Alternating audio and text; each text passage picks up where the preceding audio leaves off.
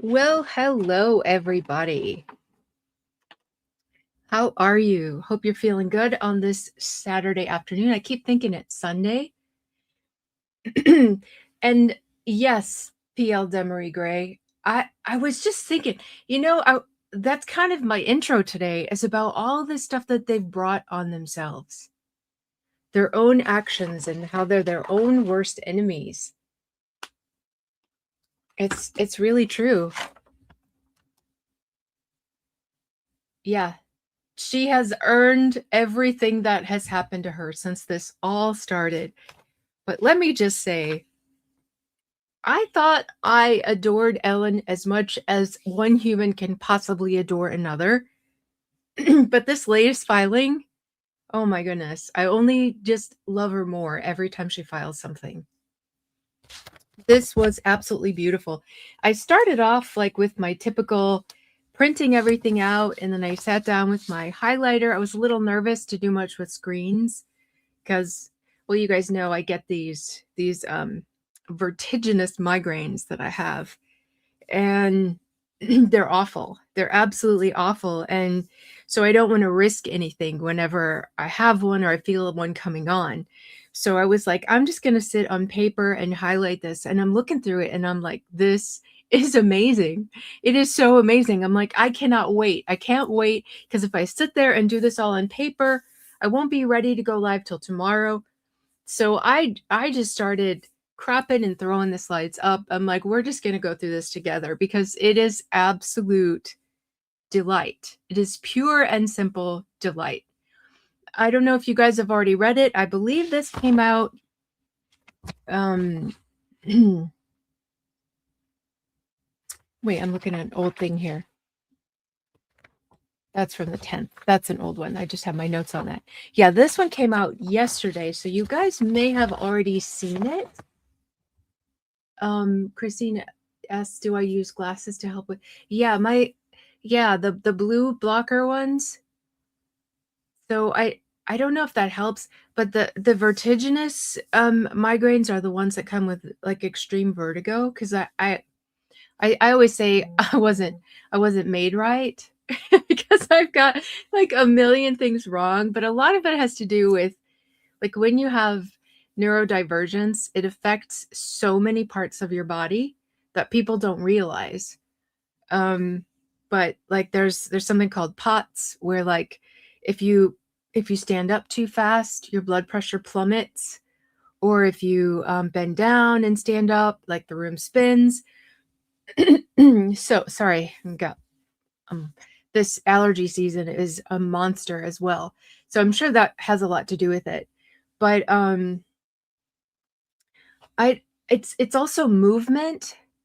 So yeah, vertigo, migraine combined with light sensitivity. Yes, and any kind of movement just makes me just start puking. It's awful when that happens. So I don't know that they alone help, because it's even just the movement of the screen. Like if as I scroll something or move something around, it's rough. But enough about all of that. Let's get back to the delightful stuff about Ellen. Thank you, Ricardo. As always, hi, Miss Cassidy. Hi, lovely. Stay salty, Flame. Oh my goodness. I was reading this and I'm like, her entire team and the New York Times must be feeling, they must be feeling some kind of way after this. I mean, it would have, if I had done the stuff that they had done, like Vanzan enters the chat with this one, and so many things, they seem like a threat, but they're not a threat. They're just like, hey, this is what's going to happen. And it's the way she has to present this stuff, but it's just hilarious. But excuse me, with Vanzan making its way into the case again, I'm pretty sure New York Times is like, uh-oh, hold on just a second, guys.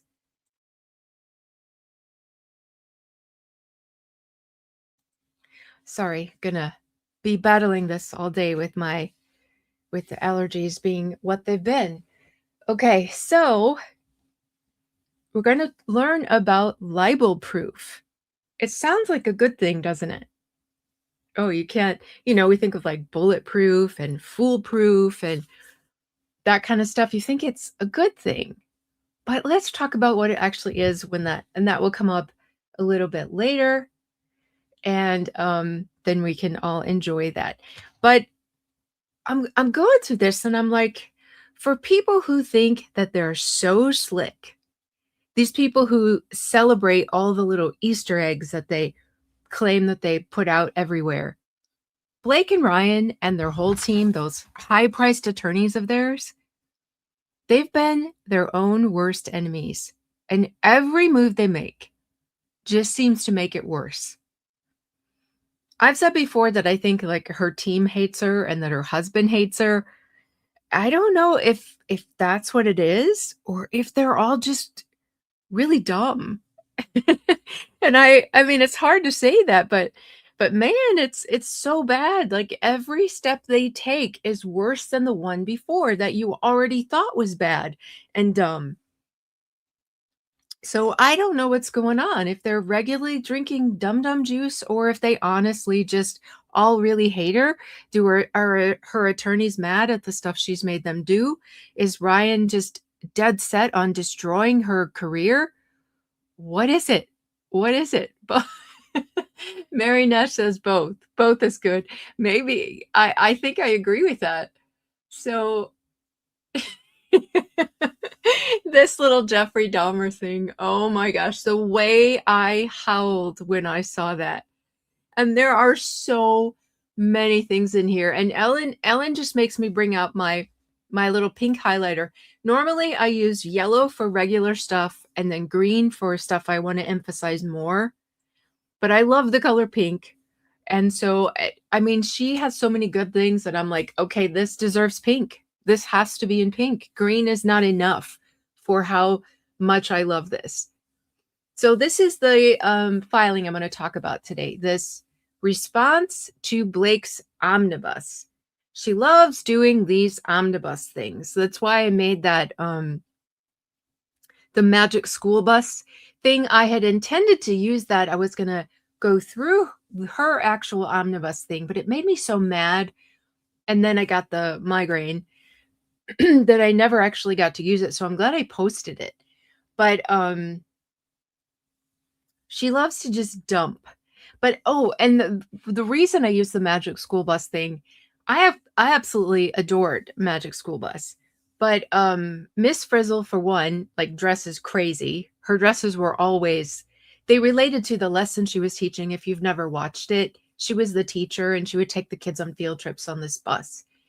And so when Blake was first cast to be in the movie, long before any of all of this lawsuit stuff, I'm talking like 3 years ago, when she was very first cast, people were saying, oh my goodness, no way. And then it got even worse when they saw her in her clothes that she chose for the movie. And if you go through those old, it was on Reddit, and what's their names? The bird people, Bushbirds. They've gone through a lot of the old stuff, and if you go through, people were like, she's like Miss Frizzle. She looks like Miss Frizzle because her hair was big and curly and reddish and frizzy, and she dressed crazy. So I know some people are like, oh man, you just ruined Magic School Bus. I love that show. I loved it too, but it's more to do with like those comments that were on Reddit all those years ago, comparing her to Miss Frizzle. So sorry guys, I hate this. But just Ellen's approach, like she's so charming and so sweet, but at the same time so witty. Like I swear she's like a southern lady, the bless your heart, that can, like, with the smile on her face while she's offering you sweet tea, just cuts you to your core. It's like that. It's like stabs of death to this lawsuit in her sweet little witty phrases. You know what I mean? It's not like when Ezra writes or Michael writes or when they speak, it's so nasty. But the Wayfarer team, they say things in such witty ways that they don't have to use nasty language or speak in such about such nasty things. Like they just use wit and it comes out so much better. It really is so much better. So what she says here in this first section, the first section is defendants should be permitted to present evidence of Lively's reputation before the alleged smear campaign. So when I say like they brought this all on themselves, especially Blake, this is exactly what I'm talking about.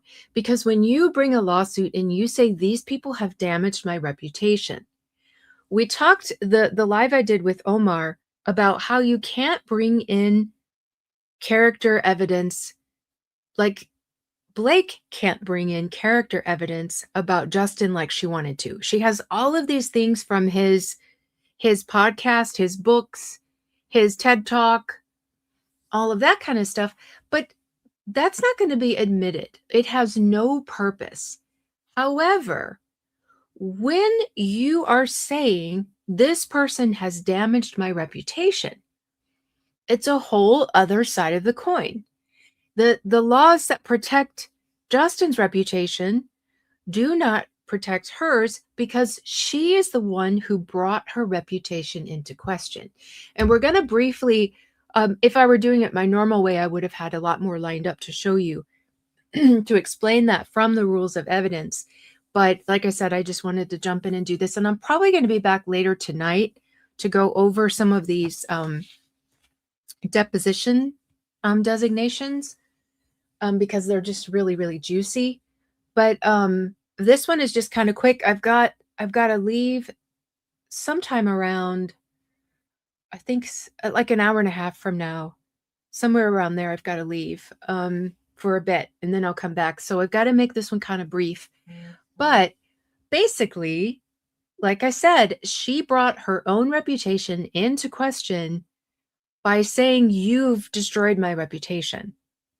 So what that means is they can bring in proof to defend themselves against that allegation and also as a rebuttal to some of the claims that she's making. So she's trying to bring in Justin stuff that's completely irrelevant, but at the same time, protect her own.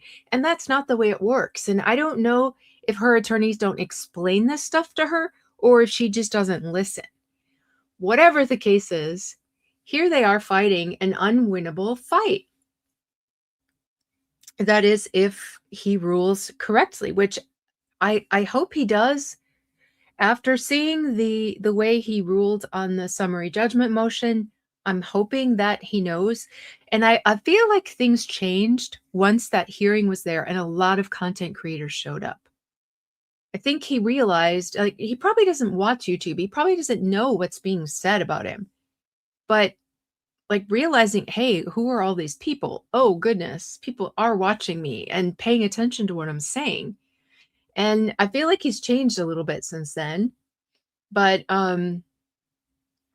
we'll see. We'll see what he rules. But it says that her motion in limine number 1, which is this one about her reputation, and these pink things are all the lovely little things that Ellen said that just delighted me. She's like, it flies in the face of well-entrenched law. Lively placed her reputation squarely at issue by seeking over $290 million in harm to her personal and professional reputation and livelihood. But she's seeking to exclude these things nevertheless, that purportedly damaged her reputation. She already had a well-earned, see that pink, and well-publicized reputation as, among other things, a mean girl and tone deaf. And it's so true. Let me grab this real quick. Kay Bella, thank you so much. Yeah, Blake brought her reputation to the yard. She did. She totally did. She did. So Lively specifically identifies 5 press articles and others like them as excludable. Each painted Lively as tone deaf and a mean girl. Lively understandably would prefer to keep this evidence from the jury, arguing that the articles portraying her as a tone-deaf mean girl are hearsay, inadmissible character evidence, improper lay opinion, and unduly prejudicial. She's going to tackle each of those things that she just listed there. But in the footnote, we can see what 5 of those articles are that she's trying to keep out.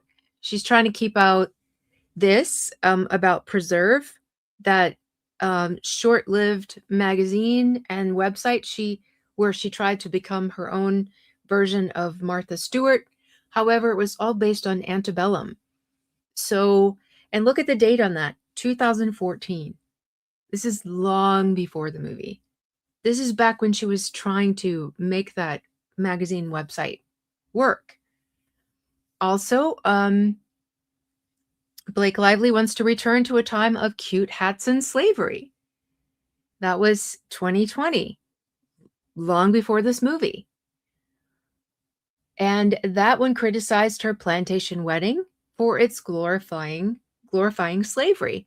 August 2024, page 6 article discussing Lively's 2012 interview with Elle magazine, in which she used a transgender slur. And an E article criticizing Lively's anti-trans comments, and in doing so, resurrecting an earlier article captioned, "Does this dress make me look tranny?" Everything long before the lawsuit. Lively suggests that defendants will use these stories to present argument and elicit testimony as to the truth of the underlying facts in these articles, that Miss Lively has had racist leanings. The concern is misplaced, as Lively's views on race or message sent about her plantation wedding are not at issue. The only issue is the public perception of her before the alleged smear campaign. So this is what they're saying. They're saying, we're not calling her these things. We're saying that this was in fact her reputation, and we can prove it. And then they bring these articles. And I was reading, I don't think it was one of these, but it was another article about her magazine. And the comments were brutal. And they were 11 years ago. So it was honestly, her reputation was already damaged. So, yeah, these are excellent arguments. The evidence is not hearsay, not being offered for the truth of the matter. So, like I just said, they're not saying, oh, we're arguing that she's a racist. We're arguing that she loves slavery. We're arguing that she's using the word tranny. We're saying this is her reputation in the community. Now they get to one of the rules here, that reputation can only be proven with hearsay. Because what is reputation? Reputation is like, what does the community think of you? How do you know? Because it's what people are saying. So that's one of the things where hearsay is necessary. And she's going to quote some cases about that in a little bit when we get into that a little bit deeper. They also say that Rule 404, that's one of the ones I went through with Omar the other day, where we talked about character evidence not being allowed, but that was in just about every other situation except for one where someone's reputation is actually in question, like this. So, but it does not warrant exclusion in this sort of case. Lively did just that when a plaintiff has placed his or her character directly at issue. Lively did just that when she sued for reputational harm, leaving the defense to prove, among other things, that her reputation was so tarnished it could not have been impugned or diminished by an alleged digital campaign by defendants. And then it talks about her lay opinion. So lay opinion, I think you will know what that means. It's like you have an expert and then you have lay opinion. That's non-expert's opinion, which normally is not admissible. However, this argument seems to be that absent expert testimony, The articles constitute lay opinion based upon speculation and hearsay. Lively should not be permitted to cripple the defense by stripping defendants of evidence of Lively's pre-smear campaign reputation that include her reputation was tarnished long before she stepped foot on the set of It Ends With Us. Evidence that is pivotal to negate causation. Sorry, guys. I hate this. Kay Bella, thank you so much. I mean, one of the biggest 5 Hollywood studios in the world thinks Blake is a terrorist. We're going to get to that. It's in this document too. What do you want from us, Blake? Exactly. If Sony's saying that, and it's so funny because she's like, Sony wanted this. Sony said this. Sony chose my edit. And then you're like, okay, let's see what Sony really had to say. By saying all of those things that she was obviously lying about, because Sony never asked her to do those things. Sony never chose her. Sony never said, we're behind this. So she lied about that. And now guess what, chicken butt? They get to prove that Sony was not behind any of this. Thanks to you. If you hadn't said any of this, it wouldn't be admissible, but you did. So, dum-dum juice. I got to move the comments for a second. So, let's see. So they make the point here that articles and evidence establishing Lively's pre-existing reputation are not inadmissible hearsay or character evidence. Hearsay is a declarant's out-of-court statement offered in evidence to prove the truth of the matter asserted in the statement.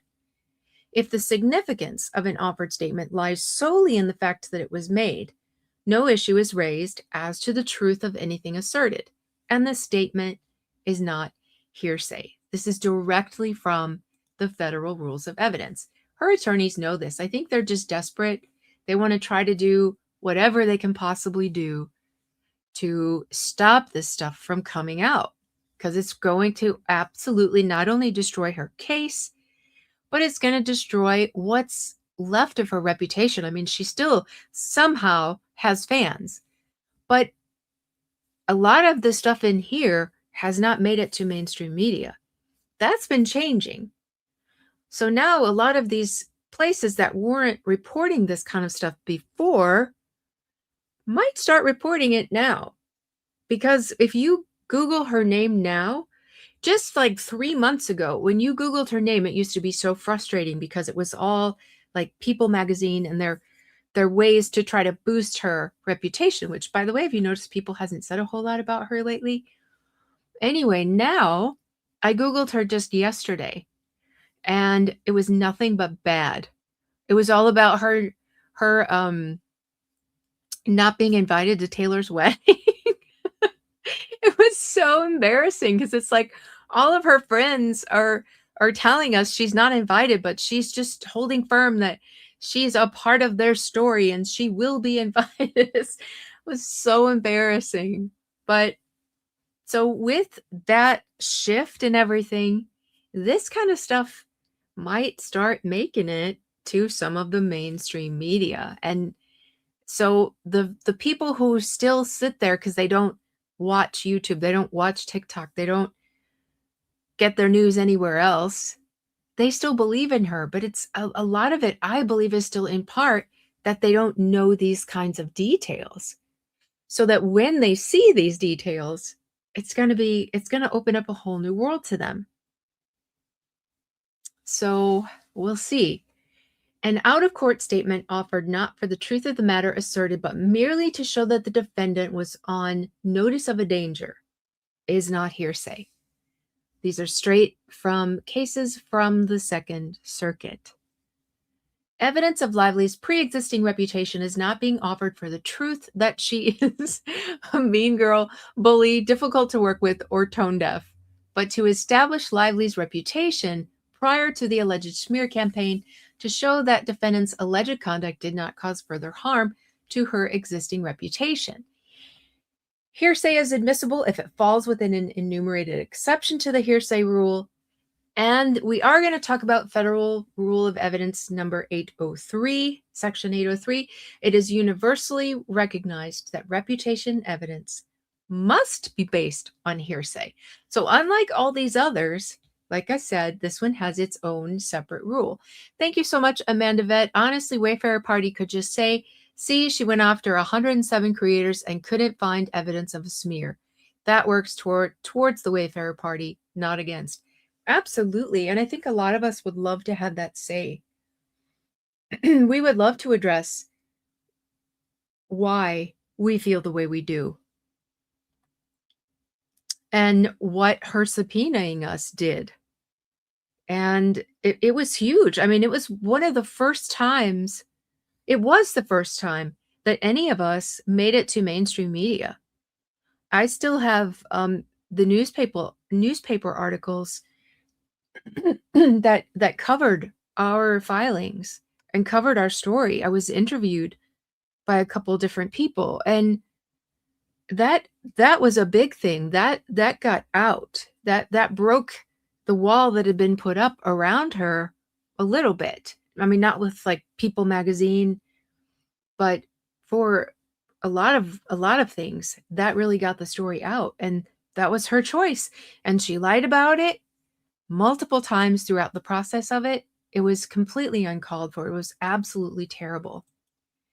And let me hide this real quick, and I'm going to show you real quick this rule. Rule 803, section 803. So the following are not excluded by the rule against hearsay, regardless of whether the declarant is available as a witness. Number 21 is specifically reputation concerning character. A reputation among a person's associates or in the community concerning the person's character. So this is completely separate from what we were talking about with Justin. Like, for her to go through and find all of these things to say he's a bad guy is completely different than the community, what the community thinks, the reputation amongst the community, especially because that is what she called into question with her lawsuit. And then I always love to look into the notes because they explain these rules a lot better in a lot more detail.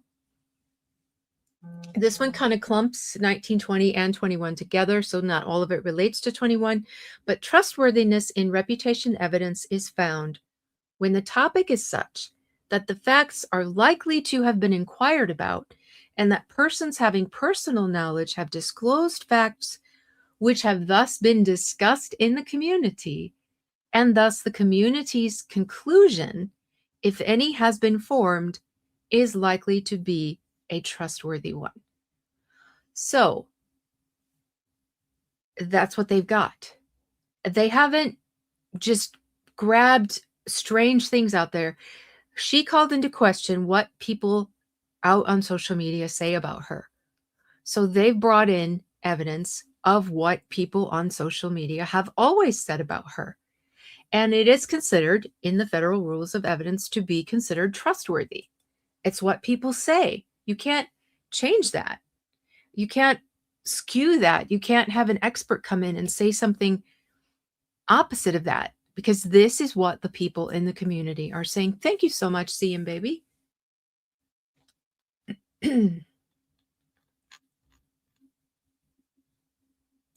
Okay, so now back to this slide. That's very, very sweet of you, by the way. And now I love this about Wayfarer because the case law that they add is always so relevant and binding whenever possible. So far she's cited these from the Second Circuit, and now this one is from the US Supreme Court. So these are binding authority that are the very cases that Judge Lyman should look at when he's trying to make this decision.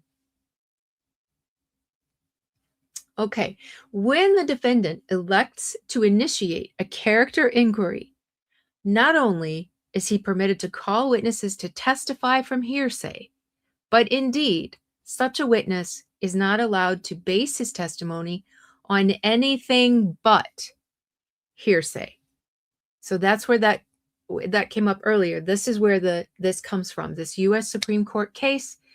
When it's about character inquiry, you have to use hearsay. So her arguments to say it's inadmissible because it's hearsay are just completely nonsense. They don't hold up to this because that's not what the US Supreme Court has said.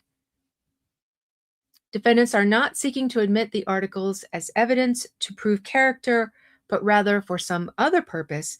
Namely, this is very, very important, and it's really important that she says this to the judge, to rebut plaintiff's theory of reputational harm. Because in the event he's not paying close attention and doesn't draw what he's supposed to draw from this, she said it outright to him. This isn't about us blasting Blake's reputation. This is about rebutting her claims. And that is really, really important. If it's based on that, he really shouldn't. Sorry. He really shouldn't eliminate this. So the reason they're doing it is to allow the jury to assess plaintiff's theory of reputational harm. We already covered that. All right, let me see if... And then 405B, oh goodness, so sorry. Like I said, I went over this in the live with Omar about character evidence. Oops, sorry. One arm moving. Reputation evidence and specific instances of conduct when the character of a person is an element of the claim or defense. It is otherwise at issue, as in the case of claim for damages due to reputational harm. A charge of defamation or libel commonly make damage to the plaintiff's reputation or character, an essential element of the case, and admissible under the Federal Rule of Evidence 405B. Again, where plaintiff sought reputational harm damages, the court properly permitted the introduction of a prior arrest and related criminal proceedings so that the jury could assess plaintiff's theory of reputational harm. So case after case, and these are quotes from those cases that make it very, very clear that this stuff should be admissible. Finding evidence of general reputation in business dealings relevant to determining whether plaintiff's reputation was already compromised at the time that defendant allegedly defamed him, and thus to the jury's computation of damages. She's asked for an enormous amount of damages. And those damages are she claims that they are completely based on what Wayfarer did to her reputation. So, of course, what her reputation was before these allegations is very much at the heart of her case. Admitted, media account evidence was properly admitted in defamation action for the purpose of demonstrating that plaintiff's claims of damages in the form of lost profits could have been due to those sources rather than defendant's statement. So, in addition to, she has claimed that this has cost her brands of hair care, and she claims specifically lost profits. She's claimed the same thing with her beverage line. She's claimed the same thing with like being asked to advertise things, because apparently she's been the face of different things like Chanel. I don't remember what else. But so she has, just like this case that they're quoting from, she has said, I lost profits because of this. So naturally, they can rebut these claims by showing actual evidence to say it wasn't us, it was this, it was her own doings.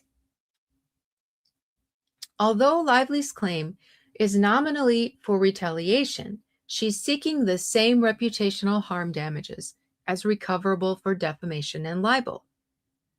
So she lost those claims, but she still, through retaliation, she's still basically seeking the kind of the same thing, just cloaked under the name of retaliation.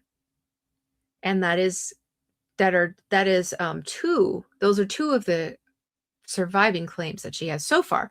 The judge hasn't ruled yet on the renewed motions, and they have responded to that, and it's ridiculous. I was reading that one earlier.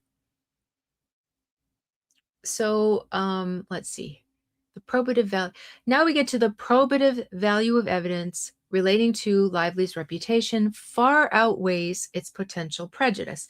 So the main reason that you cannot use character evidence like she was trying to do against Justin by bringing up things that he said in his podcast and other stuff like that is because it causes prejudice. It can affect people's emotions to the point that the jurors will rule from their emotions instead of from the facts of the case. And so that's why it's considered prejudice. If they hammer all of this stuff about, oh, he body shamed her and she had just had a baby. What if someone on your jury is pregnant or has just had a baby, or is otherwise dealing with weight issues that they're sensitive about? Well, if you keep saying that over and over again, that's going to get to that juror and it's going to cloud their thinking. They'll take that personally. So that makes it prejudice. So a lot of things you have to outweigh the probative value. Is it necessary to prove the case? And does or does it not outweigh the potential for prejudice? But they say, well, wait a minute. Lively opened the door to this evidence and made it highly relevant. By putting her reputation at issue and forcing defendants to defend the allegations by, among other things, showing that they did not cause harm to her already tarnished reputation. I love her. A plaintiff's existing reputation is universally recognized as relevant to a claim for reputational harm. How can you show harm? If someone comes to court and says, "Oh, yeah, I'm missing my lower leg from the knee down and it's defendant's fault." Well, wouldn't you have to prove that prior to whatever act you say they did to make you lose that leg, they will have to show that the leg existed in full before that, intact. So it's the same thing. You can't push the blame on someone and not have a before and after to prove that what their action was is what made this happen. She put her reputation at issue and forced defendants to defend the allegations by, among other things, showing that they did not cause harm to her already tarnished reputation. A plaintiff's, oh, I already read that, didn't I? New York's pattern jury instruction recognizes the importance of a plaintiff's existing reputation in determining the appropriate damages award by instructing that a factor for the jury to consider is the plaintiff's standing in the community. So it's right there in the jury instructions, and that's one of the things that I was going to look up, but I had to hurry. I was running out of time. But I've gone through a long time ago, back when we talked about defamation really early on, and I think maybe again when she dropped her emotional distress claims, I showed you the California jury instructions so that you understood like where they get those and why it's so important that certain things have to be proven and what is the standard. Because from not just a legal standpoint, but what juries are instructed to follow when they are making that decision. And I showed you that they're based on specific case law and they put them out regularly. I went through the ones from 2025 because that was the newest we had available then. I did it early last year, I think, just to show that her claims did not rise to the legal level to make them valid claims. I never knew it was going to take this long to actually get to the bottom of them finally being ruled out as not meeting those claims. But that very document that tells jurors what to look for tells them that it's a factor, that it must be considered. So how is the jury going to be instructed? You have to consider what her reputation was before in order to make your decision in this case if they don't get to see what her reputation was before. They can't. They can't fulfill their obligation. They can't follow the New York's rules to them to come up with that conclusion. So it makes no sense that her attorneys are even arguing this. Such evidence is also admissible under the, here we go, the libel proof doctrine, which permits a defendant accused of causing reputational harm to show that the plaintiff, I don't know why this makes me laugh, is libel proof because his or her reputation is already so badly tarnished that the plaintiff cannot be further injured by any false statements on the same subject. So, I mean, come on. What do you say to that? What do you say to that? How's she going to defend that? Come up and say, oh no, those are all lies, when we've all seen the comments? We've all seen the articles spanning over a decade. And the bots she's got on her Instagram don't make up for the fact that a lot of people found her troublesome. And so now she's got lots of case law to support that claim.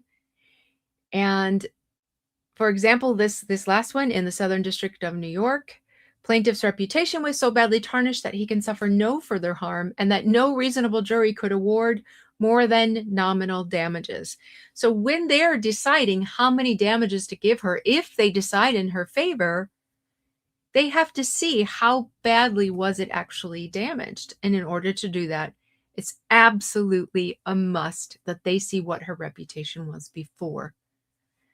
Applying the defamation proof plaintiff doctrine and holding that plaintiff's slander claim could not be sustained because the alleged statements did not further impair his reputation.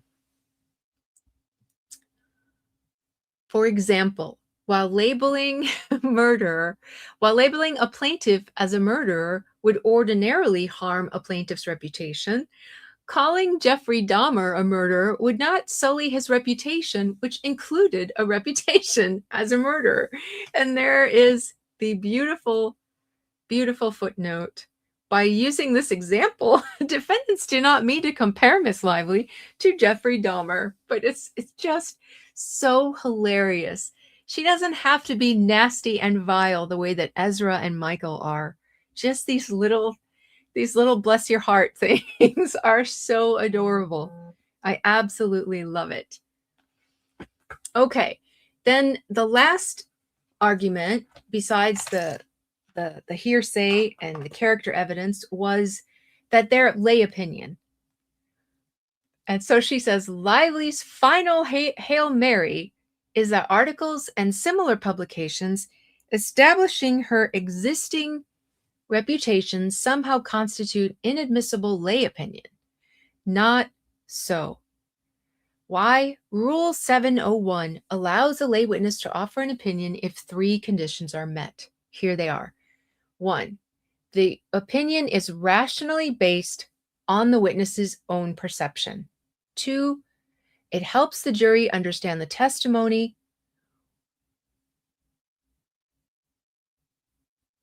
3, or determine a fact and does not rely, determine a fact. 3, and does not rely on scientific, technical, or other specialized knowledge.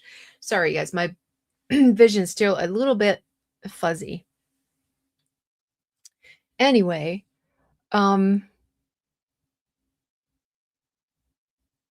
so it gives this example also from the Southern District of New York. Or is this one from Second Circuit? Anyway, so there was a Bloomberg chat that people were members of, and they were allowed to testify as to their understanding of defendant's meaning in text messages because they were part of the chat. So if you want the community's response, take comments from the community. And Rule 701 simply recognizes lay opinion as an acceptable shorthand for the rendition of facts that the witnesses personally perceived. And I already showed you in Rule 803 that it was that the opinions of the community go back to it real quick. There we go.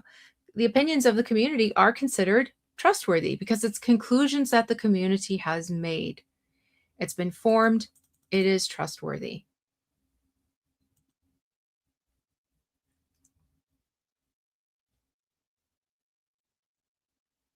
And they're saying it's not opinion testimony by a lay witness. It's publications that demonstrate the state of Lively's reputation before the alleged smear campaign. Lively urges that there is no fact or expert opinion evidence establishing that Miss Lively carried a negative reputation and public perception prior to August 2024, and that defendants are relying on the existence of negative press, which constitutes lay opinion. Plaintiff deliberately misses the point. Defendants are not offering the articles to prove public perception, but only to compare her pre- and post-reputation to show whether the alleged smear campaign had a negative or indeed any effect on Lively's reputation. The question is not whether the public perceived that Lively was a mean girl, bully, or tone deaf. I love how that keeps being repeated. But whether these allegations were widely circulated before Lively encountered Wayfarer. This is not lay opinion. A lot of the first stuff that started being said about Blake was way back when she was in Gossip Girl. Not her first time on a screen anywhere, but what she's known the most for because of some of the comments that she made, for example, about Leighton Meester, talking about her being born in a cage, calling other people monkeys, her colleagues. So she was labeled a mean girl a long, long time ago, a decade and a half ago. And then section 2 is about limine number 2. Defendants should be permitted to offer evidence concerning Lively's abuse of New York's legal system. And this is where Vanzan enters the chat, and I love it. She says, there is no serious dispute. In other words, there is nothing you can say to dispute what I'm about to say. That Lively used Vanzan Inc., a company through which she and her husband pay their personal employees, to file a sham lawsuit. She just outright says it in New York State Court, and I dare them to try to defend this against 10 unidentified Doe defendants, nor that the sole purpose of filing this lawsuit, promptly dismissed without any defendant being served, was so that Lively could issue a pre-answer subpoena to Wayfarer's former publicist, Stephanie Jones. She just lays it out there. She's like, Judge, this is exactly what happened, and nobody can deny it. I just wonder what they're going to say. What can they say to this? Are they seriously going to get up here and start defending Vanzan? Nor that the point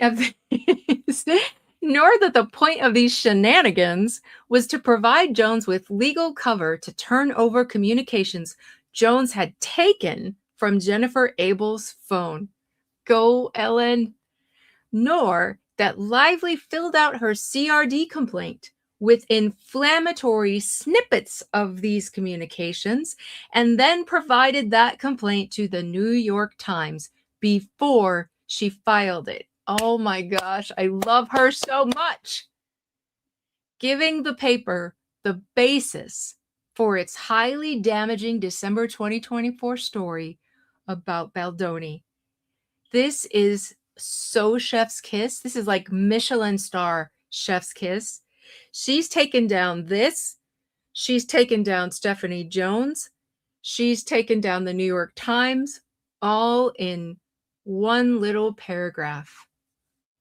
And this is why I said, I bet they are all shaken in their Louboutin boots right now, because this has got to be scary to them. This is being brought before the judge. He's going to have to make a ruling about this now. He's got to address this for the first time. Yeah, Lyman, shady as heck. I've always said it, and I finally have more people out there digging up evidence and proof. We need Van Sham merch. This outrageous misconduct is highly relevant to the issues that Lively has framed for trial. Lively has placed defendants' actions in this litigation squarely at issue. She plans to argue that defendants' litigation conduct, including their filing of counterclaims against Lively, was retaliation for Lively's protected conduct, which she defines to include her filing of this lawsuit. Defendants have moved to preclude Lively from offering such evidence at trial. However, if the court permits Lively to proceed on this theory, defendants will argue that their actions in this litigation were reasonable defensive measures. So, this has to be brought up. It sounds on the surface like a threat. Well, if she gets to do that, we're going to do this. But that's not so. It's not a threat. It's letting the judge know that if she opens it up, she opens it up, and then they can explain this. So, and it's also a reason, as she's going to go into, for why they filed the counterclaim, because she's saying it's retaliation. But the very thing about Vanzan is they knew something seriously horrible had happened, but they didn't know what.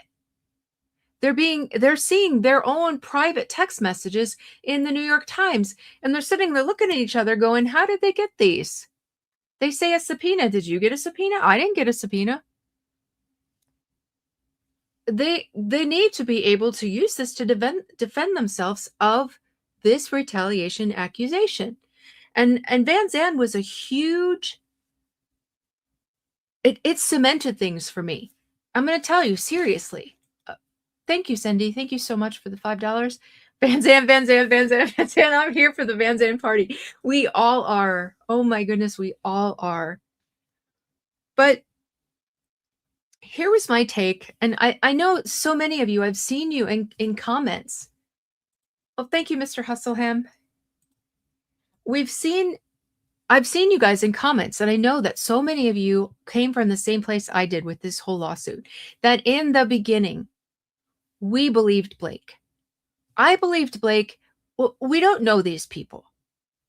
I'd only seen one movie with her in it, and she was playing a character. There's no way to judge her, who she is, by that. I had never heard of Justin Baldoni before this case, or anyone in the whole Wayfarer party. Well, he's the only celebrity, the only real public figure, which is another thing that chaps my hide, that they all get considered as public figures by the judge when they're not. But anyway, I'd never heard of him, so I didn't know these people. But in my head, well, first of all, I tend to side with women because it's almost always true. Horrible things happen to us. I had done several episodes about women who had been taken out by their husband or their ex, and regularly talked about those statistics. So I tend to fall on the side of women normally. But also I thought someone as famous as she is certainly would never put out a false accusation, because it could destroy her life. It could really, really damage her. Usually people that are found to have been making false accusations are people who don't really have much to lose. They've only got stuff to gain. They want to get a lot of money, or they want to get recognized, something like that, when it comes to false allegations. So I thought someone who's a Hollywood actress, who's married to Ryan Reynolds, why are they going to risk everything and make a false allegation like this? So I just kind of believed it, but I never talked about it. I never went out and said, "Oh wow, did you see Justin Baldoni blah blah blah?" Never, because I'm always still a cautious person, and I want to know more. After you read one side, I want to read the other side. So his counter complaint hit, and with that timeline and all of those texts, and I was like, okay, wait a minute. Something's not right here. And then that was the beginning of, I couldn't trust her again because that dance scene came out, the actual film footage, and it was nothing like what she said. So I'm like, okay, she's a liar. So two people that I did not know, I finally could see a little bit of their characters. And she had lied. And I always say, I hate me a cheater, I hate me a liar. She was a liar and she's a cheater. So she said, messes around with other women's men, which it's, yes, ultimately the men that are the betrayers and the worst, but with women who knowingly do that, they're pretty bad too. So now I had a couple of different things about her person that I could base an opinion better on. And I was like, okay, she's not a good person and she's a liar. Okay, let's see what else this has got. But still, and that's when I started talking about the case. But even after I started talking about it, I focused mostly on the New York Times because that really bothered me, and the subpoena. And it was long before we knew anything about Vanzan. But I saw that it said that this stuff was obtained by a subpoena. And when I saw Wayfarer's reaction, I'm like, wait a minute. Because I knew that you can't have a subpoena without a lawsuit. Where is this other lawsuit? This lawsuit was just filed. So where is the lawsuit that she obtained this stuff? The lawsuit was filed well after the New York Times article. So what subpoena are they talking about? And then Wayfarer didn't seem to have a clue about who was subpoenaed and how their information got out there. And so that's like my very first videos on this case. If you look at them, the majority of them are about the subpoena and the New York Times, because I was still, even though I felt like I'm on the right track here about who's lying, I still had reservations. I wanted to be sure before I went in too deep and said too much. So I focused on this subpoena. So when Vanzan finally was made known to us, when that story finally broke, that was it. That was like the floodgates of, you are really a terrible, terrible person for what you did to Jennifer Abel. And in that moment, I felt more sorry for Jennifer Abel than anyone else in the whole lawsuit, because I can't imagine what that feels like. And she is one that is not a millionaire. She is not a celebrity. She is not someone that can just rebuild the reputation, and the world is harder on women than they are men, and that's a fact. So I honestly feel like Justin's going to bounce back. There will always be people who believe this, but I think he will bounce back better and stronger than Jennifer Abel ever will be able to. And I think the emotional scars that she'll have to endure from this kind of she was violated. She was really and truly violated by her worst enemy in the world, Stephanie Jones, first of all, and then on to Blake. And who knows? Who knows how many people Blake and Ryan shared this stuff with? But that is a feeling that will never leave her body. Like, her nervous system has been forever damaged by this. And it's awful. And so once the news of this hit, I think a lot of people who were still on the fence, when they heard about this, they were no longer on the fence. They were like, this is dead wrong. This is terrible. And probably hundreds of thousands of people stopped supporting Blake when the news of Vanzan came out. So you can believe that if mainstream media will ever have the guts to actually post the reality of this story of what happened, and I'm hoping that this filing will do that now that so many of them are finally saying more negative things about her. I hope that this hits mainstream media, and these people who still support her because they don't know better, the people who know about Vanzan and still support her, they're hopeless. They're doing this willfully, out of willful ignorance. But the people who are honestly ignorant of the facts of the case once they hear about this, I think there's going to be so many more that are just absolutely disgusted by her, because this is disgusting. There is no call for this. This is so, so disgusting. But let's see. To support this argument, defendants will show that they knew from the moment the New York Times story broke that Lively had wrongfully obtained their publicist's confidential work product, because they knew that they had not been subpoenaed, that there was no lawsuit that they knew about. And in order for your things to be subpoenaed, you are supposed to get notified. You are supposed to have a chance to get legal defense. You're supposed to have a chance to file a motion to quash, and that didn't happen. So even though they didn't know what the subpoena was, where it came from, they knew that something bad had happened.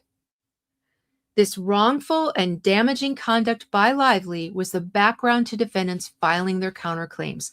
So there it is right there. This was not retaliation from something, from silly allegations from a year ago. This was because their private text messages had just been put in the New York Times. Who is not going to absolutely freak out and say, I don't know who did this, how it happened. I need help. I need protection. Who in their right mind? I mean, just listen to that. You find out someone's got the contents of your phone and your messages, or maybe not Jen Abel, but the other people whose messages were taken from Jen Abel's phone. Do you think they weren't like wildly horrified? They didn't know where this information had been taken from. They only knew they needed to be protected. Who is going to say, oh, you didn't have a right to do that? You didn't have a right to get a PR crisis to help you. You didn't have a right to file a counterclaim to get to the bottom of this, because that's the only way you can get to the bottom of it, is to file your own counterclaim and get your own subpoenas to try to find out how this person has your private text messages. That was the only thing they could do, other than sit there and go, oh, that's all right. Of course they countersued. And of course they stepped up their PR game. Anyway, this wrongful and damaging conduct by Lively was the background to defendants filing their counterclaims. This context tends to show the defendants' actions in this litigation were reasonable and proportionate defensive measures and not illegal retaliation. Separately, to the extent Lively is claiming damages to her reputation based on the manner in which defendants have litigated this case, including the filing of their counterclaims, defendants are entitled to present evidence of alternative causes for Lively's declining reputation. And that is exactly it. And this is what they need to say to the judge. We are not trying to pile on and defame her, regardless of what she's telling you. We are simply defending ourselves with the appropriate information that we need to defend ourselves. Her own aggressive litigation tactics, including the filing of a sham lawsuit against make-believe Doe defendants, I love you, Ellen, just to obtain subpoena power, cannot be ignored as a factor that colors her current reputation and contributes to the diminishment of her fan base. Like I said, when news of Vanzan hit, she lost a lot more people at the time. I remember checking her follower count and stuff like that. It took a big dip. So it definitely hurt her. But it's something she chose to do. The Second Circuit has recognized that evidence of other litigation may be appropriate for this purpose. And then she quotes this case. So, and this was a case where there were other pieces of litigation from other cases that were allowed to come in to this one. This person had filed a bunch of lawsuits.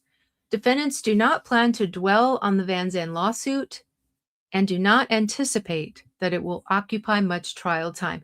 Now, they have to say this because a judge will look at the situation and go, if you bring Vanzan into this, it's going to be its own mini trial or trial within a trial, and I don't want to do this. But so that's why they're saying this to him. They're letting him know we're not trying to make a mini trial. We're just saying we're not going to dwell on it. It is a part of our defense. It's a necessary part of our defense. This case is not like Raycor Systems Incorporated versus Laughlin, in which this court excluded evidence of other litigation completely unrelated to the transaction at issue in the case and therefore irrelevant. Nor is it like in other ones that these must be some that I meant to look it up, but like I said, I didn't have much time to see if these are I think these are cases that Blake used in her motion in limine to try to eliminate this stuff. But she's saying it's not like these cases. And the second one was General Motors, in which the court explained that there was no evidence of intentional misconduct, but merely construing the concept of relevance too narrowly and thus withholding documents and materials that should have been turned over. In this case, there is evidence of intentional misconduct. It is not like that case. Lively's intentional misconduct is self-evident, closely related to the events at issue, and relevant both to the substantive issues to be decided by the jury and to Lively's credibility. Like I said, the only way they could get to the bottom of how their private texts were obtained was through a lawsuit of their own. And ultimately, that's how they got it, through subpoenas and discovery in this case. Otherwise, they still wouldn't know how it happened. And then limine number 3 is about Ryan's creation of Nice Pool. So they want to get that squashed. They don't want it to be allowed to be in the trial. But they say it's relevant to Wayfarer's motive for engaging a crisis manager, because they did engage crisis managers back then. This film came out in July 2024. It was pretty obvious things were going badly. There were a lot of inside jokes that were used in that. Sorry, honey. Sorry, hold on just a second. And we're going to talk about those in just a moment, or right now, actually. Nice Pool was a thinly disguised caricature of Baldoni, who is skewered for his niceness and advocacy of women. We have, so many of us content creators have endlessly talked about all of the similarities, so I'm not going to go into so many of them now. I'm just going to touch on like what she has said here. In one scene, Nice Pool appears before a flower shop. In fact, that's where he ends up dying or being killed, and by Lady Pool, an obvious reference to Lively's character, Lily Bloom, who's a florist, and it ends with us. Lady Pool shoots Nice Pool multiple times, and some people have counted that there are 17 shots. I don't know if that's true. It's been a while, but I believe I did listen. Like if you slow it down and listen to the number of shots, it is 17. And then they've showed 17 bullet holes in his chest armor. So I don't know. I haven't counted it myself, but that's what people say. So I'm not verifying that. I'm just saying that's what people say. In another scene, Reynolds and Lively take a jab at Baldoni when Nice Pool assures Deadpool, "It's okay, I identify as a feminist." And then another insult to Baldoni occurs when Deadpool yells in a very out of context outburst, where in God's name is the intimacy coordinator? So yeah, let's go to this. So as you can see, the flower shop there on the left, and if you look, it's kind of blurry because I just grabbed this from video. The name of the flower shop is Little Sage. And they talked about him saging the set, remember? There are so many little things that they put in here on purpose because they love that stupid Easter egg nonsense. Like, grow up, people. But it's obvious that this was meant to be a caricature of Justin. This is an obvious reference to Lively's allegation that Baldoni had improvised physical intimacy that had not been rehearsed, choreographed, or discussed with her, with no intimacy coordinator involved. It is impossible to watch the Nice Pool segment of Deadpool and Wolverine and not understand why Baldoni and Wayfarer felt besieged in July 2024 and were compelled to bring in a crisis management team. And if you remember, in the oh, I just checked my message. I got a little more time than I thought I did. What was I saying? Sorry, guys. I looked at my messages and got lost.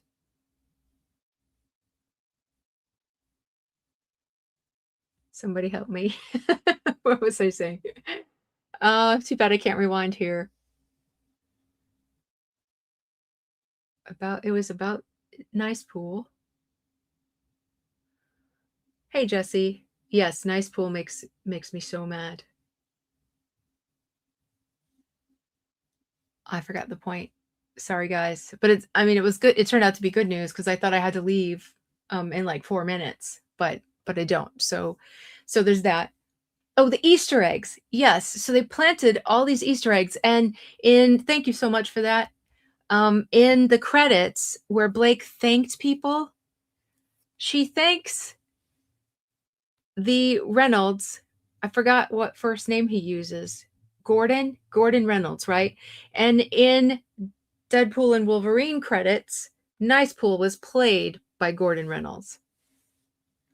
I mean, she even brought it onto the credits of Justin's movie. It's so disgusting. And it's so obvious. And then her big Instagram message when Deadpool comes out and the stuff that she says in there, it's all cryptic, but they think they're so clever and they're just not. We can see right through them.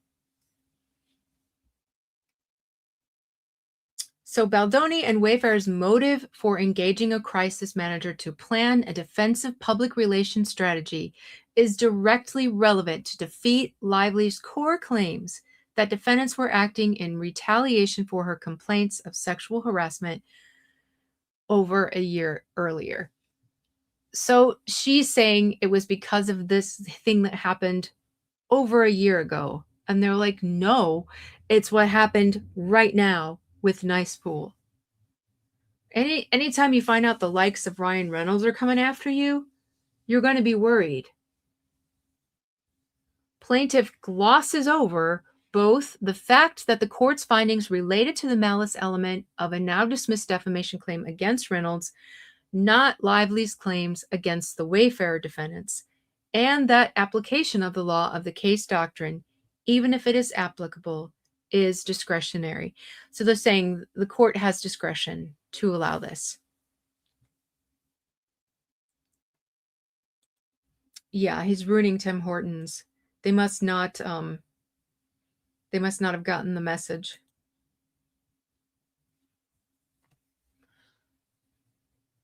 They go on to say it's clear that pretrial evidentiary rulings may be revisited where no prejudice accrues to the party that had previously thought it had secured a favorable ruling from the court.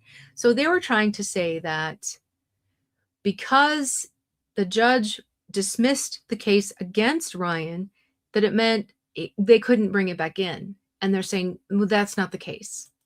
That's not the case at all. Yes, Virginia. What he did in that very scene, that's the very scene where his daughter says that filthy line, that he laughs, that he and his two besties, Sean Levy and Hugh Jackman, sat there laughing about.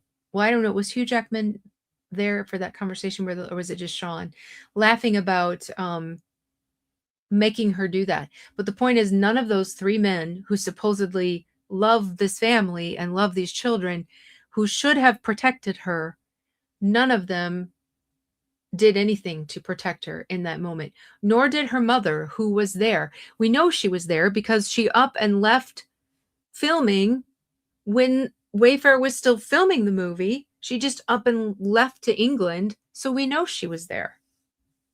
She didn't protect her either. The woman who calls herself the voice of women, who's out there to protect women and girls. All right, so their next lemony is evidence about Lively's and Ryan Reynolds' net worth and financial status is relevant to Lively's power broker theory. So this power broker theory comes in by Lively's own expert, Michael Robbins. And we've seen him a lot lately. We've seen his ridiculously long report and his obtuse deposition. Those came in all of these recent filings. But he is the one who talks about this power imbalance. And in his deposition, it even gets compared with Harvey Weinstein. It's so gross. But he talks about the power imbalance and what he says is substantial leverage is Steve Sarowitz's money. And this is starting to really irk me. The way they keep throwing around Steve Sarowitz is a billionaire. Whose money is that? It's Steve's money. They talk like it's like sitting around in baskets, and whenever anyone in Wayfarer needs a little money, they just reach in and scoop out what they want and run away with it. That is not the case. This is his personal money. We don't know if it's in stocks. We don't know if it's in properties. We don't know what he does with that money. But they're constantly referring to these billions and acting like the entire Wayfarer party just has complete access to it.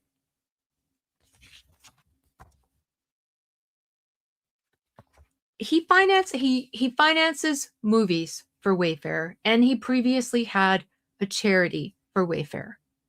That does not mean that he's just an open purse to them. So saying this in the first place is incorrect because he's saying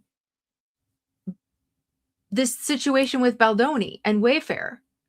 Wayfarer is not Steve Sarowitz. He is a founder, a co-founder, and they're always calling him the financier. Well, Wayfarer does make their own money, and Wayfarer does not have access to his entire account.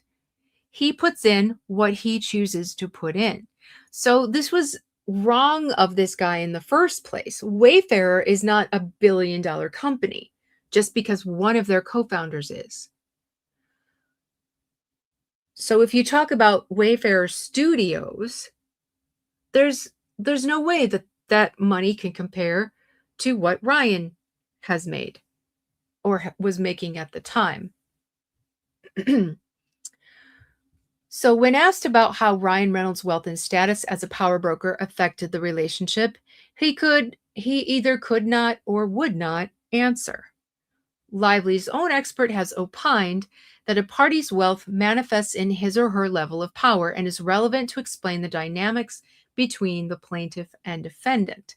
So, how are you going to say that you don't have to show your wealth when your argument, your expert opinion that you're fighting with all you've got right now to keep in this lawsuit, he's the one who came up with this theory. And so you say this, but how are you going to show that Wayfarer had more wealth than you did? They were more of a power broker if you don't show yours. It's necessary for the claim that you have made. Again, she brought this completely on herself. Do your attorneys hate you or are they dum-dums? Which one? But then they go on to talk about the resources and power that these two had. Look what they were able to do. Sony, WME, at Reynolds' urging, dropped Baldoni and Wayfarer as clients. Even defendants were lined up behind Lively and were loath to stand up to even Lively's most outrageous demands. They didn't even stand up to her. They talked bad about her in text messages, but to her face, they sure didn't. So they say this stuff negates any argument by Lively that the wealth of Wayfarer's financier, Steve Sarowitz, somehow created a power imbalance between Wayfarer and Lively. Simply put, plaintiff put her and Reynolds' net worth at issue. If Robbins testifies on the power imbalance, the Reynolds family's net worth becomes relevant. It's that simple. They have to be able to defend themselves to the topic that's brought up by Blake. If she brings it up, they need the necessary evidence to refute it, to rebut it, to defend it. Also, apart from all of that, her finances are directly relevant to her claim for hundreds of millions of dollars in damages. She's saying that it was caused by the smear campaign, that she lost employment, that she lost profits. So her finances are directly relevant. If she has to prove that she suffered losses, well, what were you making before this?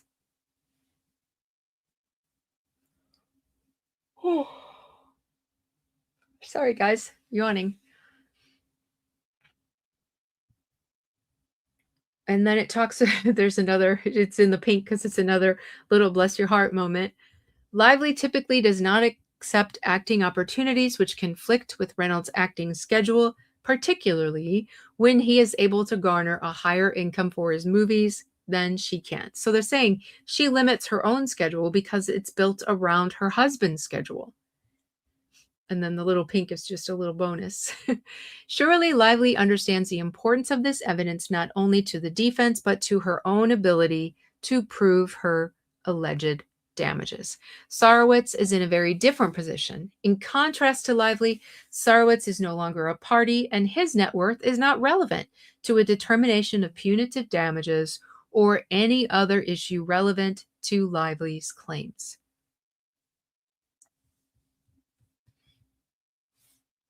I forgot what I was going to say there. There was something about her earnings, and it's completely gone now. Okay.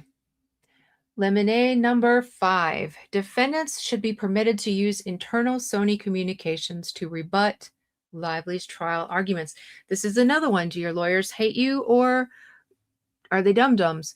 Because they let her use this defense that Sony was supporting her. She was doing this because Sony told her to. Once you make a claim like that, guess what? Chicken butt, they get to defend it. They get to say, well, that's not what the text messages say. And that's exactly what they have a right to do. It says defendants will offer these communications for the non-hearsay purpose of rebutting Lively's claim that her allegedly good reputation within the movie industry was tarnished by defendants' alleged retaliation following the premiere of the film. That's important, following the premiere of the film, because we're going to get into why. To rebut Lively's argument that it was not her threats and use of leverage, but her strong relationship with Sony that led Sony to agree to her demands, a crucial question at trial in which the jury will have to determine whether defendants' actions were illegal retaliation or reasonable defensive measures.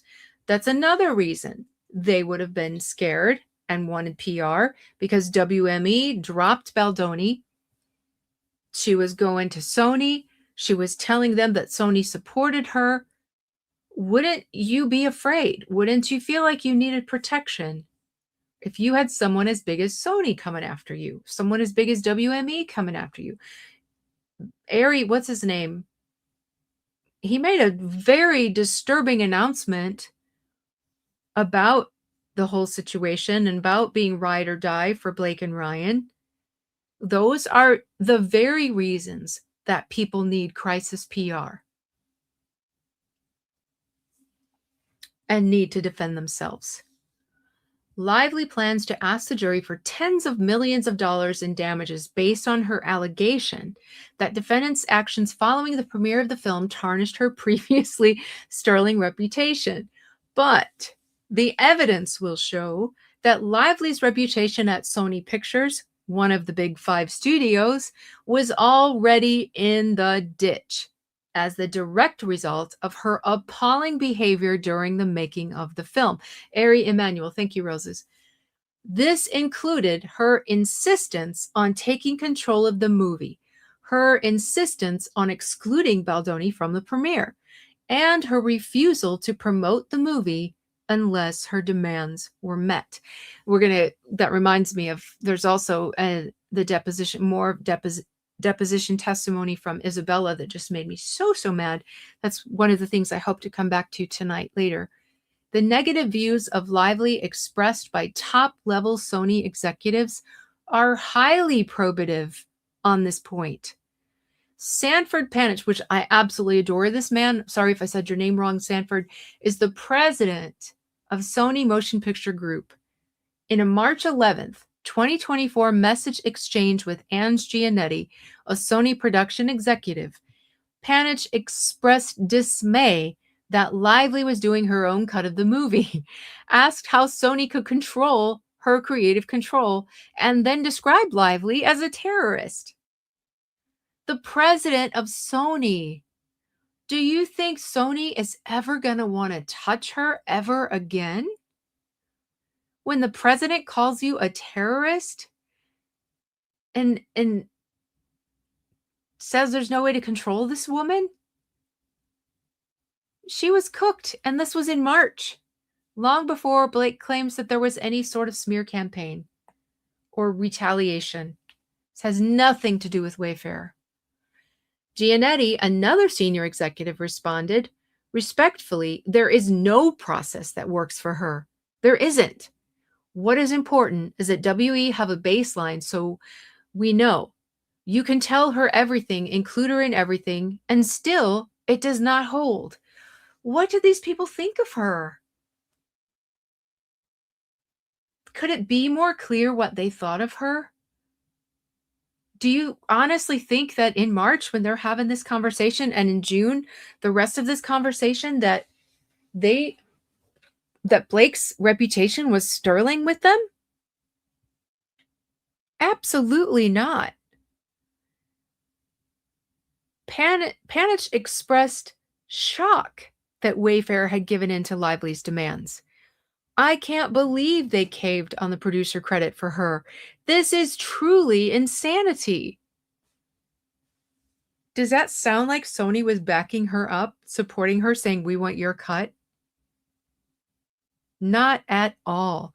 And they didn't want her to have a producer credit either. And you know what? This is all her own doing. We would never have known that the president and high-level executives of Sony felt this way about Blake. But we would never know that she didn't earn that PGA credit that she was given. But now we do, because of what she did. No, Jenny Slate is not willing to testify. She has said that she wanted no part of this lawsuit. She's not on Blake's witness list.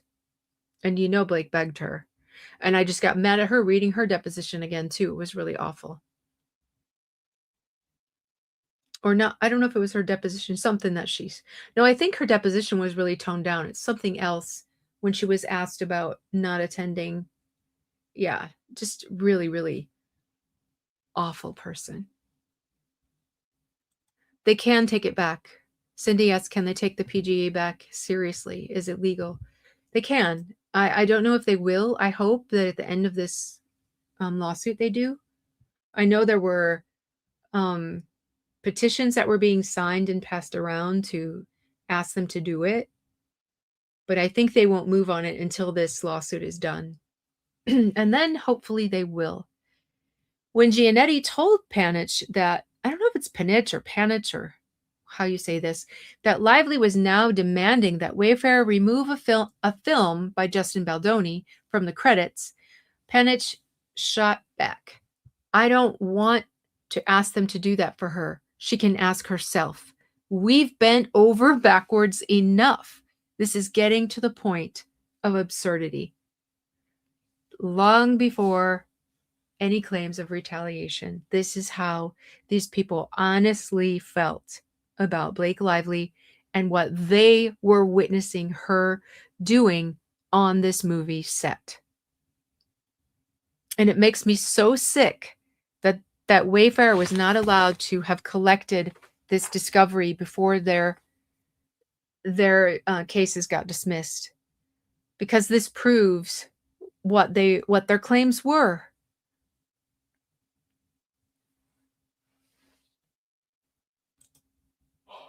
Sorry, yawning again. Cindy asks, Cassidy, do you think the other lawsuits will continue to 2027? You mean the Stephanie Jones one? It could, because it's going to happen after this one.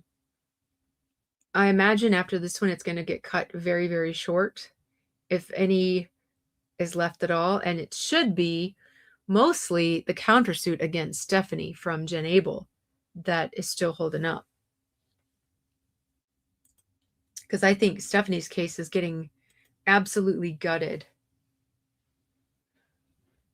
So the communication suggests that these key executives, the people with the power to approve or kill a movie idea and veto casting, might hesitate to work with Lively again in the future. They suggest, in short, that Lively had a bad reputation, at least among the people who mattered at Sony. And all of this was months before defendants supposedly set out to destroy Lively's career in retaliation for her claims of harassment. Sony is a hugely important data point, to say nothing of the fact that Josh Greenstein, at the time co-president of Sony Pictures and aware of situations with Lively, is now co-chair of Paramount Pictures. So you know he's carried that with him. So Paramount is probably also not going to ever want to touch her again. Or Ryan. And the funny thing is they have a first look contract with him right now. I think it's good till the end of this year or early next year. Oh my gosh. Sorry, I just keep yawning. But I bet they're not going to re-sign that because he hasn't really put much out. And his projects keep getting canceled or relegated to Netflix. The thing that is coming out or did just come out was something that was filmed back in 2024. I mean, it was done. It was already made. It's not like they decided after all this, hey, Ryan, let's do this together. But I don't think either of them have anything actively in the works right now, which is kind of funny. And it kind of makes me think, yeah, he does have the time to sit here and get mouthy in comments to so many of us, because it is often rumored that he is one of the ones that's in there like putting in his little twisted sass to comments. And I'm like, okay, well, he's not filming anything, so it probably is him. He's got nothing better to do.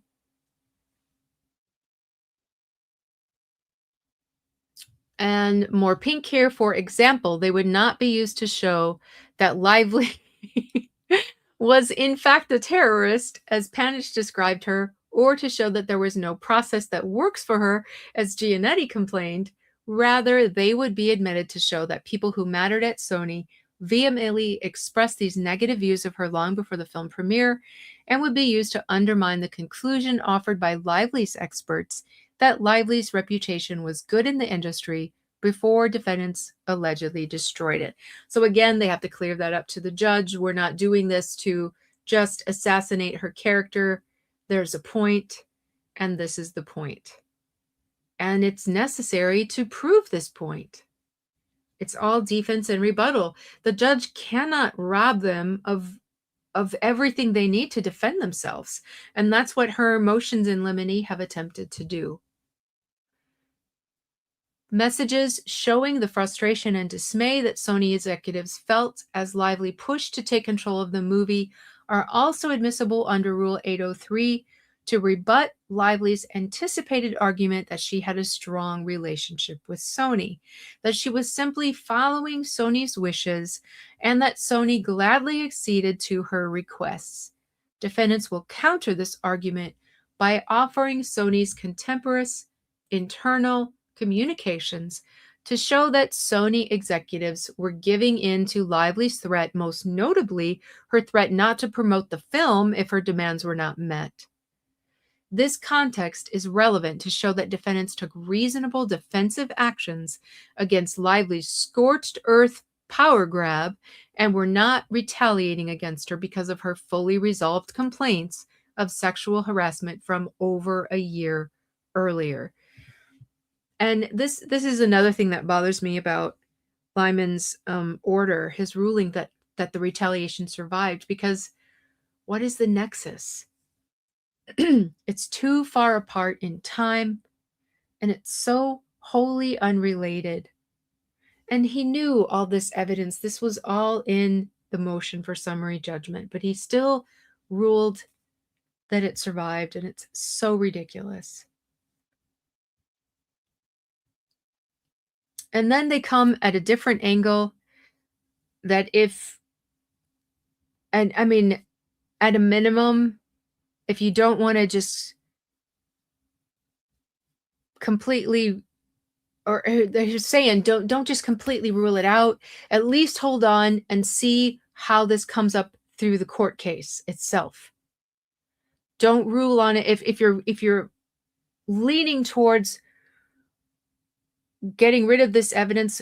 Reserve that, wait and see how the actual trial develops and whether or not these pieces of evidence will be necessary.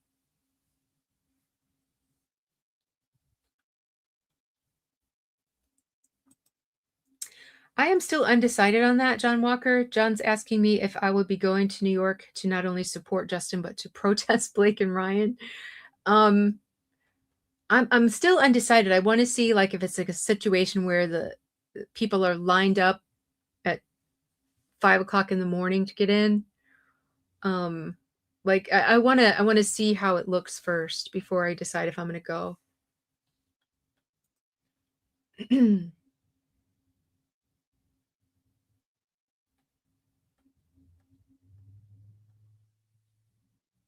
Okay, where did I leave off? Sorry, I was reading the chat for a second. So yeah, they're asking him, decline to make blanket rulings on hearsay in advance of hearing the proffered evidence and any objection, knowing the context in which the statement is offered. So they're saying, please don't rule on this. If you're gonna eliminate it, please hold off and wait and do so at the trial if you feel it then, but don't do it now.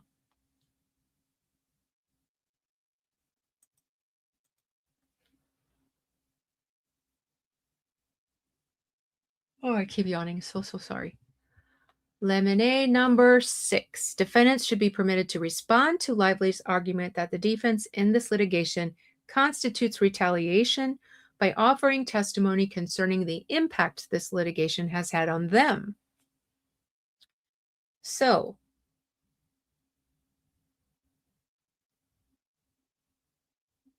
if the court permits Lively to argue to the jury that defendants' litigation of this case constitutes retaliation, then defendants must be permitted to put their actions in context by offering limited testimony concerning the effect that Lively's prosecution of this litigation has had on them. Basic fairness demands no less. Defendants must be permitted to explain that the accusations Lively leveled against them in this lawsuit affected them personally and professionally and called for a proportionate response. Defendants do not plan to offer testimony concerning specific incidents, such as encounters with process servers during the January 2024 wildfires, or concerning threats received as a result of this litigation. Rather, if Lively is permitted to open the door to the subject, defendants will offer brief, general testimony concerning the impact of this litigation and the reasons they felt compelled to put on a robust defense. I mean, how easy is it for them to argue that the counterclaim was to try to protect themselves and that this was so harmful to them. The whole thing was so harmful to them. Of course, they wanted to be able to defend themselves because they knew it was going to be harmful to them. Number 7, defendants should be allowed to introduce Lively's own statements for impeachment purposes. and to show the common practice of using public relations statements by the parties and their counsel to shape public opinions. And boy, did I love her for this section. I think this is my favorite of all of her sections, because through this whole thing, it's been Blake's attorneys that have said the most awful things, and yet it was Blake who brought motions for sanctions against Wayfarer's attorneys. But her spokespeople and attorneys have been the worst. She's the one who, after bringing a motion for sanctions against Brian Friedman for stuff that he said that he did not break the attorney rule, by the way, and I've talked about that before in a previous episode. I showed it to you. When attorneys are allowed to make public statements, they're allowed to do it in response to something that opposing party has said. And in every single case, and I looked it up and I showed it to you, every single public statement Brian Friedman made was in response to something that Blake's team had put out 1 or 2 days before.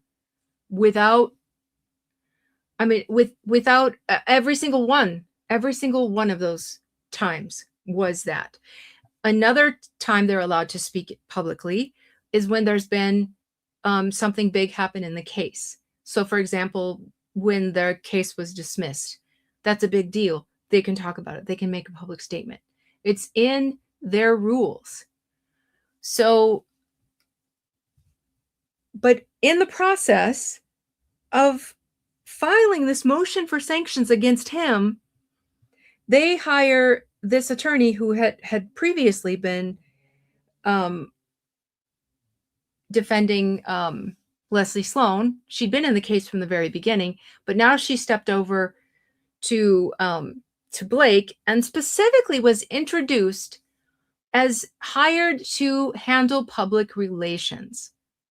These people have public relations teams. And when you're saying, oh, this bad attorney over there keeps saying bad things about me to the press, he should give me money for this. How are you going to hire an attorney that's supposed to handle public relations and supposed to make statements to the public? They're such hypocrites, it drives me crazy. So now, Lively seeks to exclude her public statements and those of her counsel relating to the case released in response to the court's ruling on defendants' dispositive motions. And this Sigrid, this woman, the bleachiest bleach blonde you've ever seen, standing out there making ridiculous statements. But they say Sigrid McCauley, a lawyer apparently engaged to handle public relations, are crafted to sway public opinion in Lively's favor and may have the effect of tainting the jury pool. So they were talking about Brian Friedman's statements months and months ago, tainting the jury pool. That was in their motion for sanction. And the judge said it's too far apart to be linked. And so he ruled against it. But now the trial's next month. We're not months and months away. So these could definitely be considered as tainting the jury pool. The opening sentence in Mr. Gottlieb's official statement, and that was disgusting. Be careful, Cassidy. You don't want to interfere with Sigrid's contract with Clorox. It is bad. It is so bad. It's like that bright yellow. Like, lady, have you heard of toner? I mean, at best, I know you can afford to get some purple shampoo. You can do something about that.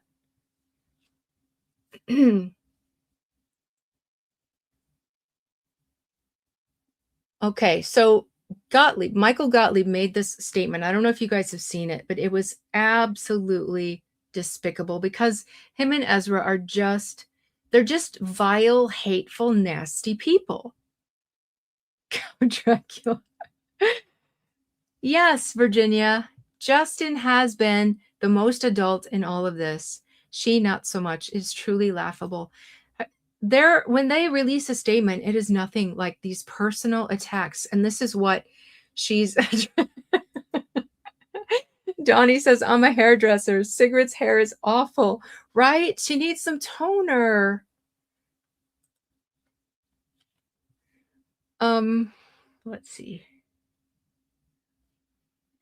So the opening sentence in his statement, she calls it a gratuitous swipe at Wayfarer's counsel, and it was pure nastiness. It's very unprofessional.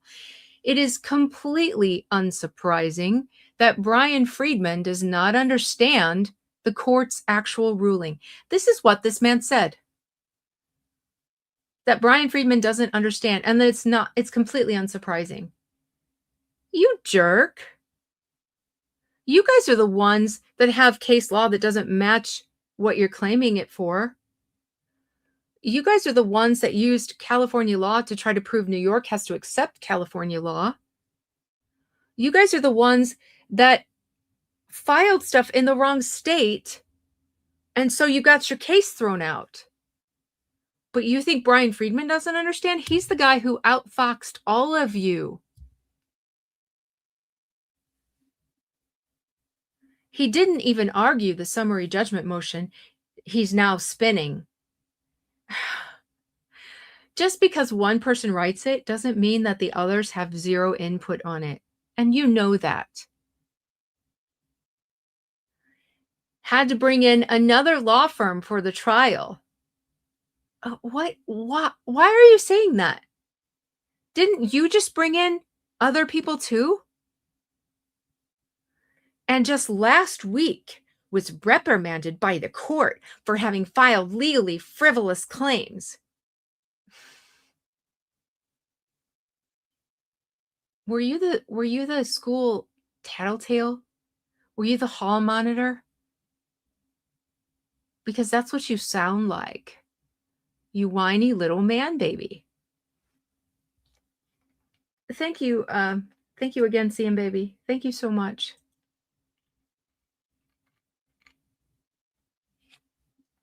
Didn't it just say up there that Sigrid was brought in as this? Because she used to be Leslie Sloan's attorney, and now she's brought over for this. So what are you talking about? You just hired a bunch of new attorneys too. He further states that the fact that Brian Friedman is claiming exoneration based on legal technicalities, and this is what got people, all the Blake yappers, it was dismissed on a technicality. All right, you fool. Do you realize that you guys are responsible for how it was filed wrong? What you're saying is the only reason, and it's not the only reason that it was dismissed. It also did not rise to the legal standard, and the judge did say that. But you've brought all of this on yourselves because you're the fools who filed it wrongly. So he's saying that fact, while facing trial next month, tells you everything you need to know. Oh, really? Really, Michael? Mikey, the hall monitor? Are you going to tell the teacher? Oh, this guy irks me so much. Look, he's turned me into this. Can't help it. This personal attack on counsel is equal to or worse than anything for which Lively has filed serial sanctions motions. Yes, she is a serial sanctions motion filer. And it is. This is a personal attack. This is so unprofessional. This is not what you're supposed to say. This is sour grapes. Lively reposted Gottlieb's statement on her own Instagram. A community note. Shout out to whoever got that community note put up, because you are the best. On Instagram, a community note on Instagram attempts to correct the misstatements in Lively's releases by advising Instagram users that Gottlieb's statement, this is so beautiful that she turns this right around on Michael because he's the source of it, contains cherry-picked information from the federal judge's ruling, which actually threw out 10 out of 13 of Blake's claims, the core one being sexual harassment. The judge found that many of her claims of sexual harassment also did not rise to that level, and that the behavior in question was part of normal improvisation expected for that kind of scene. How did you miss that, Michael Gottlieb? It is completely unsurprising that you didn't understand that. This post also ignores the fact that Blake had, in fact, kissed Justin Baldoni without his consent. So there. Yeah, I know Wrathful did the one on X. Do you guys know if she did the one on Instagram too? Whoever did it, you are amazing. The press release of Lively and her surrogates are relevant in that they demonstrate the common practice of using public relations statements by parties and their counsel to shape public opinion, the very conduct that is the predicate for Lively's retaliation claims. And TMZ is still spinning. Just before I went live, I reposted them on X because they're saying Justin wants Blake's financial information put out there. So I had to say something snotty to them because this is what they're doing. This is exactly what they're doing. The very conduct that is the predicate for Lively's retaliation claims. The aftermath of the statements also demonstrates how such material spreads on the internet organically with no interference or manipulation. She's like, you dum-dums, you just proved our case. This is what happened. You say something, it spreads on the internet. That's how the internet works these days. And they're like, you just proved it. The statements provide material to examine and impeach Lively at trial. For instance, Lively, both directly and through her counsel, makes statements about the facts of the case and her subjective beliefs. To the extent Lively provides inconsistent testimony at trial, another thing she brought on herself, her public statements are properly used for impeachment. So go out there and throw your word salad around because they can keep it and they can impeach you with it if you say something different on trial. So keep talking, dum-dum. Gottlieb's press release also downplays Lively's now dismissed claims by stating that the retaliation Miss Lively faced for privately speaking up for a safe working environment has always been the beating heart of her case.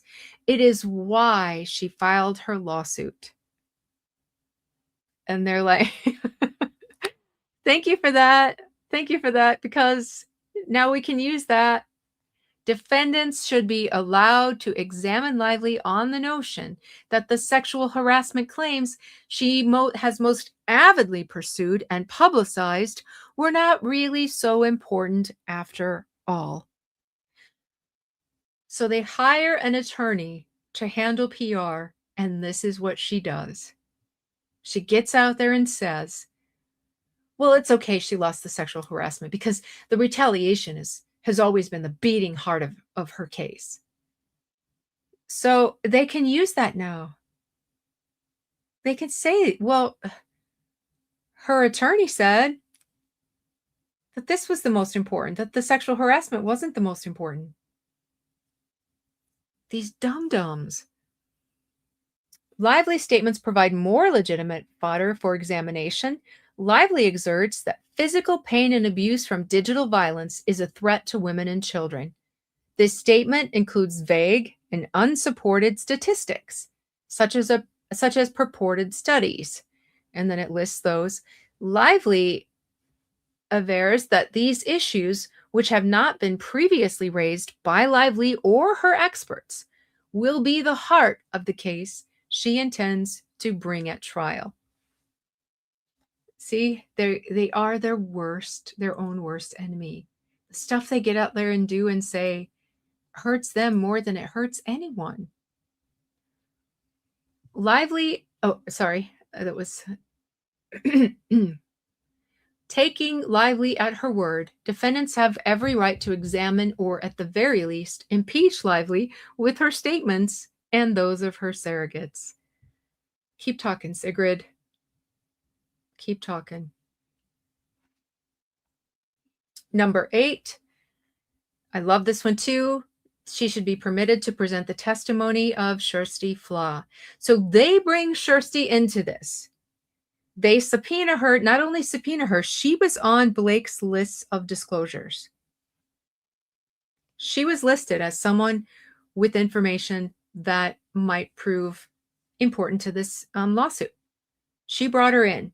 Then she subpoenaed her. She made accusations. Her name was in the New York Times article.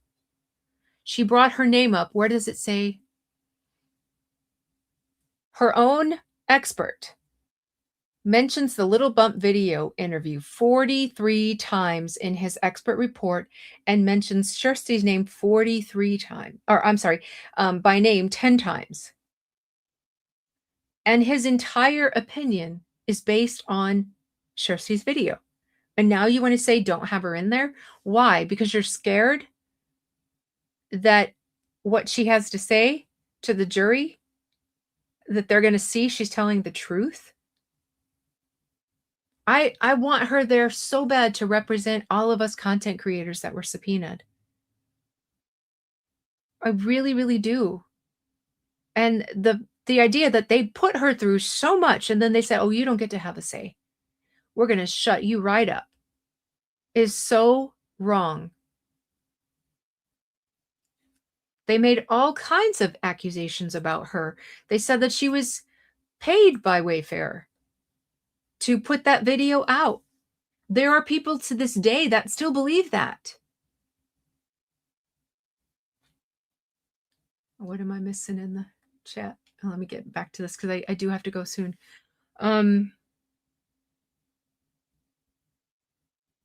Nevertheless, she seeks to exclude Flaw's testimony. The Little Bump incident is relevant to Lively's reputation before it was allegedly damaged by the Wayfarer defendants. Flaw will provide the jury with a full explanation of the incident, Lively's demeanor, and Flaw's public response. Flaw's testimony also tends to defeat Lively's claims that defendants or their agents seeded the negative content that appeared on the internet beginning in August 2024. Defendants were not in any way involved in her decision to republish the Little Bump interview in or about August 2024, and in fact, that she never had contact with the Wayfarer defendants, their counsel, or their representatives. She will explain that after seeing stories about the rift between Lively and Baldoni that surfaced in the July-August 2024 timeframe, she made the spontaneous decision to contribute her own negative experience with Lively to the conversation, and that the story went viral organically, not because of any influence exerted by the Wayfarer defendants or their representatives. This had bothered her for a long time, and she kept it to herself. Why? Because of the power that Blake and Ryan had. She probably, and the humiliation, this was humiliating for her to release. To show that how badly disrespected she was while she was doing her job, that she wasn't considered by Blake to be worthy of paying attention to or talking to. But when you've been holding on to something this painful and then you see your chance, why are you not going to post it? And that she's there to testify to that. And it's highly relevant. What's it relevant for? That her mean girl, tone-deaf reputation was attributable to Lively's own high-handed conduct, and that Wayfarer and its representatives were not involved in spreading or encouraging the Little Bump story that contributed to negative reputation. This was 2016. She was acting like this. This is a long-established reputation of being a tone-deaf mean girl. For the foregoing reasons, defendants respectfully request the court deny each of plaintiff's motions in limine in their entirety. So, there you go. And if you notice that, like I was talking about that comment that Michael Gottlieb made, look at Ellen, she signed it, but everybody's listed under. You think she didn't consult with all of these people? There's Shapiro and Bach right there. You think any of these people write these motions just completely on their own? No, dum-dum. All right, guys, I got to go. Thanks for sticking with me. I'm glad I got this extra time to get through all of this.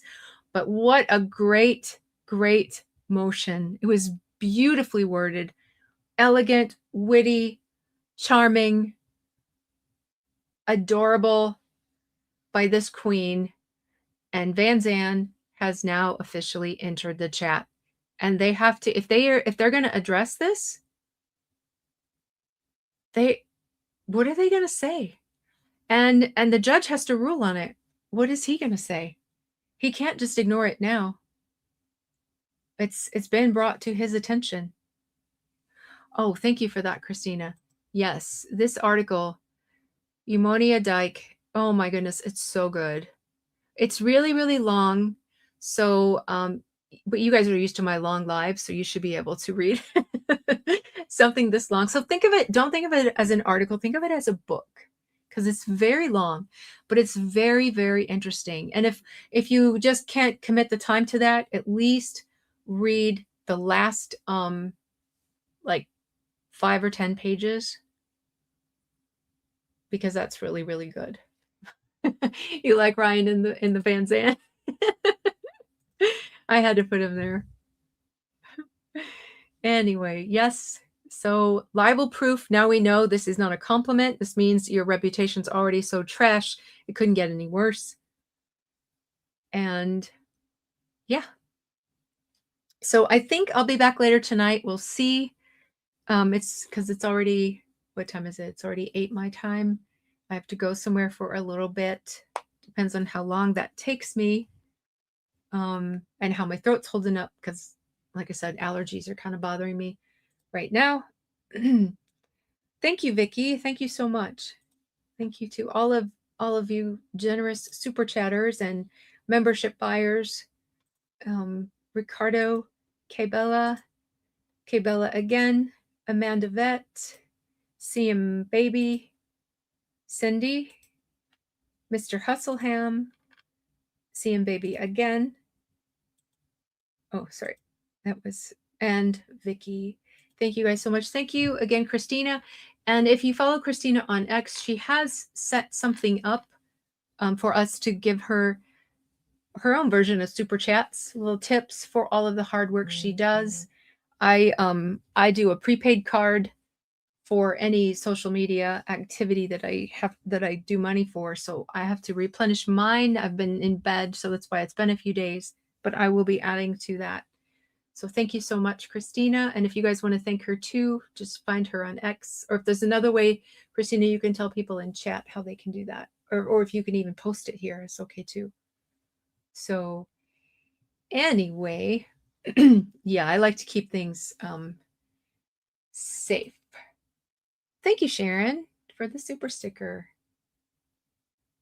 Yeah, if you want to post it here, Christina, I'll hold on for a minute. It is Buy Me a Coffee. All right. How can they find it if they're not on X? If you want to tell them that real quick before I conclude.